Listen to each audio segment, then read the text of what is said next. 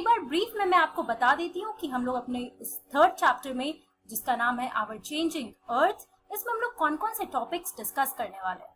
तो बच्चों, हमारा फर्स्ट टॉपिक होने वाला है अर्थ्स मूवमेंट्स, मतलब अर्थ जो हमारा अर्थ है, जिसके बारे में हम लोगों ने अपने लास्ट क्लास में पढ़ा, इंटीरियर ऑफ अर्थ और different changes that is taking place inside our earth, उसके कैसे मूवमेंट्स है और किस तरीके के मूवमेंट्स है, the two types of movements, that is the exogenic movement और द इंडोजेनिक मूवमेंट्स, राइट। तो हम इन सब चीजों के बारे में इस अर्थ मूवमेंट में पढ़ने वाले हैं, ओके।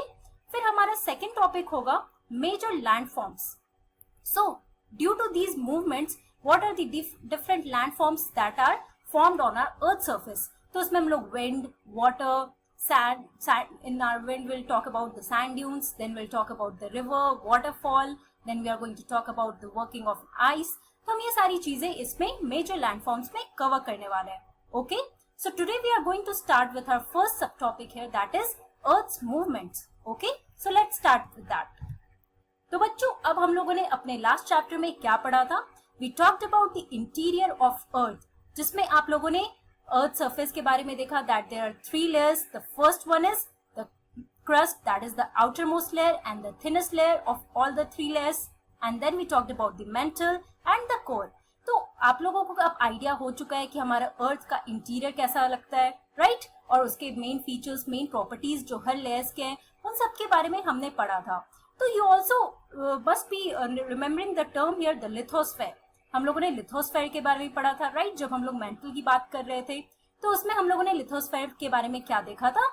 तो हमने देखा था that it is the outer most part that consist of the crust and the upper mantle, right. तो अब हम लोग लिथोस्फेयर की जब बात कर रहे हैं तो let us talk about the movements कि ये lithosphere, what is this lithosphere made up of, और कैसे हमारा अर्थ मूव करता है, कैसे डिफरेंट चेंजेस हो रहे हैं उस मूवमेंट की वजह से। तो हम लोग एक बार लिथोस्फेयर के बारे में देखते हैं और उसके बाद हम लोग देखेंगे सब्सिक्वेंटली कि कौन कौन से चेंजेस है एंड कौन कौन से मूवमेंट्स है जो हमारे अर्थ सरफेस पे हो रहे हैं, beneath the earth surface and on the earth surface, okay. So lithosphere, the rigid outer part of the earth consisting of the crust and upper mantle is called lithosphere. तो आप लोगों ने, जैसे मैंने बताया कि हमारा जो सेकंड चैप्टर था उसमें हम लोगों ने लिथोस्फेयर के बारे में देखा था, right. Now it is the rigid outer part, मतलब ये बहुत ही रिजिड और बहुत ही हार्ड सरफेस है that consist of the rocks, right. तो और डिफरेंट प्लेट्स जिसके बारे में अभी हम पढ़ेंगे। So it consist of the crust and upper mantle. तो जैसे हम लोगों ने इंटीरियर ऑफ द अर्थ के बारे में देखा तो हमने क्रस्ट और मैंटल के बारे में पढ़ा। तो बेसिकली हमारे lithosphere it consist of this crust and the upper mantle, okay. अब क्या होता है बच्चों कि हमारा जो लिथोस्फेयर है it is broken into a number of plates, okay. Let us see that the lithosphere is broken into a number of plates known as the lithospheric plates. तो हमारा लिथोस्फेयर, अगर आप लिथोस्फेयर को देखोगे, हम पिक्चर के through अभी समझेंगे भी, तो बहुत सारे छोटे छोटे रेगुलर, इरेगुलर साइज के, large number, small number plates में वो बहुत छोटे छोटे पीसेस में ब्रोकन है, राइट। तो इसी ब्रोकन पीसेस को, जो हमारे प्लेट्स होते हैं, इसको हम लोग क्या कहते हैं? We call it the lithospheric plates, okay. तो हमारा अर्थ क्रस्ट अगर आप देखोगे उसमें लिथोस्फेयर के बारे में, अगर आप डायग्राम में, जैसे मैं आपको दिखाऊंगी, तो आप देखोगे कि जो हमारा लिथोस्फेयर है it is broken into a number of smaller plates. और ये स्मॉलर प्लेट्स क्या होता है? We call the smaller plates that are small और large in size and some are regular, irregular shape में होते हैं, and we basically call these plates as the lithospheric plates. Why? Because they are present on our lithosphere. Okay? तो मैं आपको picture के through समझाती हूँ कि हमारा लिथोस्फेरिक प्लेट्स कैसा होता है। तो आपको याद होगा हम लोगों ने बात किया था क्रस्ट के बारे में। So we talked about that our crust has two parts. The first one is oceanic crust and the second one is the continental crust. तो आप अगर वर्ल्ड मैप में देखो तो आप ओशियंस और कॉन्टिनेंट्स तो देखे ही हो, है ना। तो उसमें आप, हम लोगों ने देखा था कि जो लेयर, जो छोटा सा पतला सा लेयर है ओशन के नीचे, वो हमारा ओशियनिक क्रस्ट होता है। और यही अगर कॉन्टिनेंट्स के नीचे आप देखोगे, the thin layer, we call it as continental crust, right. अब आप देखो यही हमारा जो अपर मेंटल और क्रस्ट का पार्ट है, we call this as the lithosphere. अब इस पिक्चर में आप देखो, आपको अगर लिथोस्फेरिक प्लेट्स के बारे में समझना है तो कैसे समझेंगे? सो बेसिकली यहाँ पे आप देख रहे हो different name, Pacific plates, American plate, then here South American plate. तो क्या हुआ था बच्चों, जब हमारा अर्थ फॉर्म हो रहा था तो ये हमारे कॉन्टिनेंट्स और ओशंस जो फॉर्म हो रहे थे वो इन प्लेट्स के मूवमेंट की वजह से ही फॉर्म हुए हैं, राइट। तो आप देखो कि ये डिफरेंट आप अगर कॉन्टिनेंट्स के बारे में देखोगे या फिर आप ओशंस के बारे में पढ़ोगे तो ये सब कुछ किससे बना है, ये डिफरेंट नंबर ऑफ प्लेट्स। तो जैसे हमारा पैसिफिक ओशन के पास ये हमारा पैसिफिक प्लेट है। ऑस्ट्रेलिया अगर आप देखोगे तो ऑस्ट्रेलिया भी एक प्लेट से बना है, वो हमारा कॉन्टिनेंट है।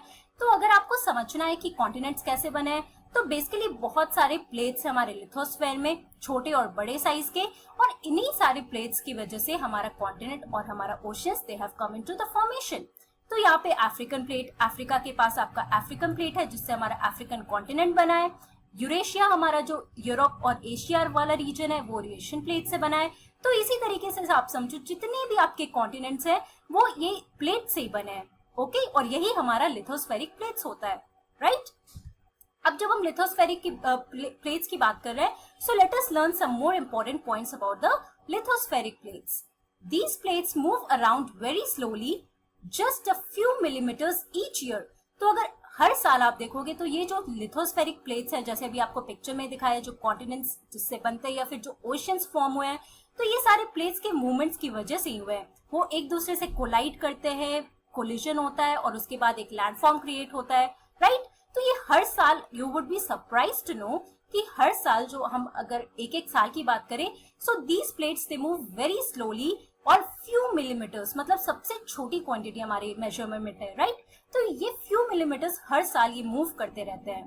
Now this is because of the movement of the मॉल्टन magma inside the अर्थ। और ये मूवमेंट क्यों होता है?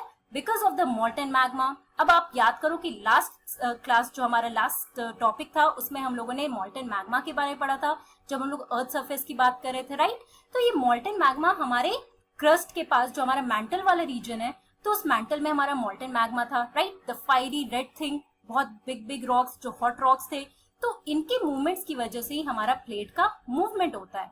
Now the movement of these plates causes changes on the earth surface. तो अब आप अर्थ सरफेस पे बहुत सारे चेंजेस देखोगे जिसके बारे में अभी पढ़ने वाले हैं। ये क्यों होता है?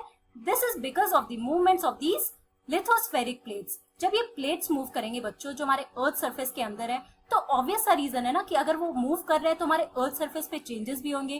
तो बेसिकली जितने भी चेंजेस हो रहे हैं इनसाइड द अर्थ सरफेस और outside on the earth surface, ये लिथोस्फेरिक प्लेट्स की वजह से होते हैं, इनके मूवमेंट्स की वजह से होते हैं, okay. Now let us see what are these earth movements. अगर हम मूवमेंट्स की बात कर रहे हैं तो हमारे अर्थ मूवमेंट्स को अगर आप डिवाइड करो, so they are divided into two parts here. The first one is the endogenic forces and the second one is the exogenic forces. अब हम एक एक करके पढ़ेंगे एंडोजेनिक फोर्सेस क्या होते हैं और एक्सोजेनिक फोर्सेस क्या होते हैं। उसके पहले आप ये क्लासिफिकेशन भी देख लो, है ना। एंडोजेनिक फोर्सेस के अंदर आता है सडन फोर्सेस। एक हमारा सडन फोर्स होता है जो तुरंत हो जाता है, that is earthquake, volcano, landslides. अब बच्चों आप इन सब के बारे में न्यूज़पेपर में आप लोग कभी कभी पढ़ते भी होंगे कि आज इंडिया में बहुत जगह आपको कभी कभी पता चलता है, न्यूज में आप देखते होंगे कि अर्थक्वेक आया है, या फिर वोल्केनो के बारे में, जैसे हम लोगों ने पिछले चैप्टर में देखा था, मैग्मा से अगर आप माउंटेन्स के ऊपर जो हमने देखा था मैग्मा से निकलता है एक वेंट की तरह, तो हमारा वोल्केनो होता है। We will talk about it. Landslides भी होता है, राइट, वो माउंटेन रीजन में होता है। तो ये हमारे सडन फोर्सेस होते हैं जो अचानक से हो जाता है। दूसरा हमारा कौन सा पार्ट है? Diastrophic forces. और इसके अंदर क्या होता है कि बहुत स्लो चेंजेस होते हैं, ये बहुत स्लोली चेंजेस आते हैं। और इसका फर्स्ट एग्जांपल आप देखो माउंटेन्स। तो अगर जो भी माउंटेन्स बनते हैं वो तुरंत नहीं बनते, वो सडन चेंज नहीं होता है हमारे अर्थ सरफेस पे, बल्कि काफी टाइम लगता है। तो ये हमारा दूसरा जो इम्पोर्टेंट यहाँ पे डिविजन है वो है डायस्ट्रोफिक, और पहला है sudden forces, and these come under the endogenic forces. अब एक्सोजेनिक फोर्सेस देखते हैं, इसमें क्या क्या है। सो it consist of the erosional and depositional part, okay, मतलब इरोजन और डिपोजिशन के थ्रू। अब ये टर्म्स आप लोग सब कुछ आप लोगों ने पढ़ा है पिछले क्लास में, so it won't be hard for you to understand here. इसके अंदर क्या क्या आता है, तो कौन कौन से एजेंट्स हैं इरोजन और डिपोजिशन के। You can also understand that, right. River होता है, विंड होता है, सी वेव्स होते हैं और ग्लेशियर्स होता है। अब एक एक करके हम लोग एंडोजेनिक और एक्सोजेनिक फोर्सेस के बारे में पढ़ते हैं। Now what are these endogenic forces? The forces which act in the interior of the earth are called as endogenic forces. तो मतलब अगर आप एंडोजेनिक वर्ड से ही समझ लो, जो अर्थ सरफेस के इंटीरियर में जो भी फोर्सेस एक्ट कर रहे हैं उसको हम लोग एंडोजेनिक फोर्सेस कहते हैं। फॉर एग्जाम्पल हमारा वोल्केनो, अर्थक्वेक्स, लैंडस्लाइड्स, ये सारे हमारे इंडोजेनिक फोर्सेज होते हैं, right. So basically the forces that act interior of the अर्थ, मतलब अर्थ सरफेस के इनसाइड। हम लोगों ने वोल्केनो के बारे में पिछले क्लास में भी देखा था, जो हमारा पिछला चैप्टर था, but I am going to talk about volcanoes in detail, so don't worry about that. अब एक्सोजेनिक फोर्सेस क्या होते हैं?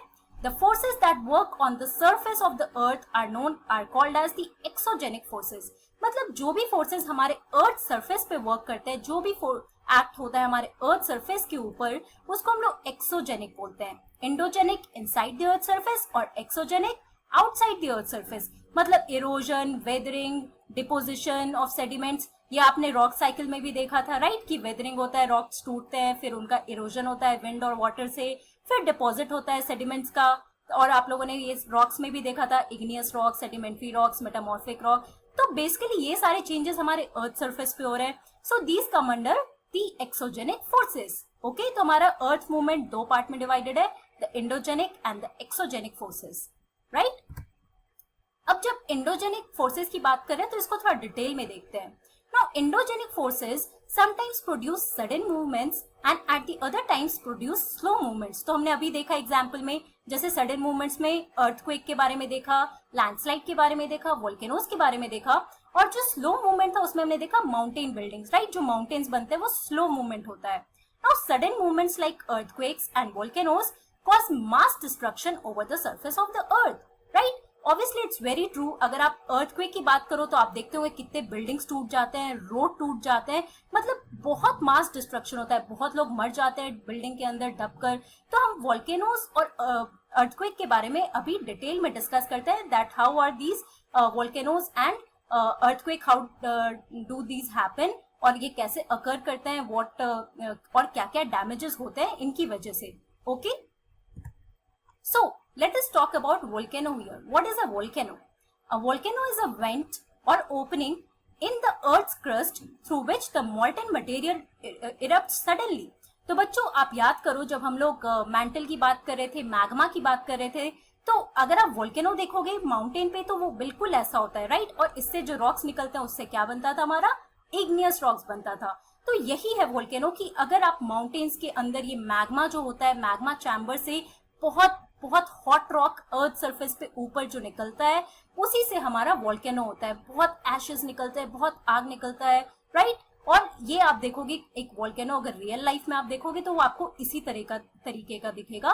ये माउंटेन रीजन में आपको दिखेंगे कभी कभी this erupts. So basically it is a vent in the earth crust through which the molten material it erupts suddenly.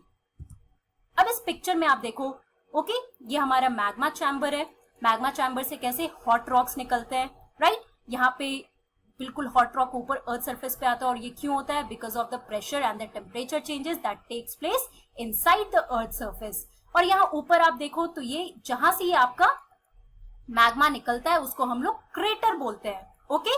और बाहर निकलते हैं आप देखो, these are the ash clouds, बहुत ज्यादा आग निकलता है, बहुत ज्यादा एशेज निकलते हैं। ऑब्वियसली अगर आप आग जलते हुए देखोगे, बहुत फॉरेस्ट में देखो या कहीं भी देखो तो बहुत सारा धुआं तो निकलता ही है ना। तो इससे बहुत सारा धुआं निकलेगा और बहुत सारे रॉक्स निकलते हैं अर्थ सरफेस के बाहर। तो ये हमारा एक इंडोजेनिक फोर्सेस में आता है। क्यों? क्योंकि ये चेंजेस जो है अर्थ सरफेस के अंदर ये सारे फोर्स लग रहे हैं, राइट। और ये कहाँ हो रहा है? तो माउंटेन रीजन्स में होता है। ये एक फॉर्म है जिसको हम लोग वोल्केनो कहते हैं। सो इससे मैग्मा जो है अर्थ सरफेस पे बाहर निकलता है। These are the volcanic bombs, ashes जो हमारे अर्थ सरफेस से बाहर निकलते हैं, राइट। और यहाँ पे सारे लेयर्स ऑफ एश और लावा जो भी हमारे अर्थ सरफेस से बाहर निकलता है वो इधर डिपॉजिट होना शुरू हो जाता है, और इसी से हमारा जो रॉक्स फॉर्म होता है उसको हम लोग इग्नियस रॉक्स बोलते हैं, राइट। तो बच्चों आज की क्लास में हम लोगों ने क्या पढ़ा? We talked about the lithospheric plates. Lithospheric plates हमारे अर्थ सरफेस पे जो हमारा अर्थ क्रस्ट है that is made up of number of plates, जिसको हम लोग लिथोस्फेरिक प्लेट्स बोलते हैं। और हम लोगों ने अर्थ मूवमेंट के बारे में देखा, exogenic and the endogenic forces. और इंडोजेनिक फोर्सेज में हम लोगों ने वोल्केनो के बारे में पढ़ा। अब नेक्स्ट क्लास में हम लोग अर्थक्वेक के बारे में पढ़ेंगे। Okay, so that's all for today. Thank you very much.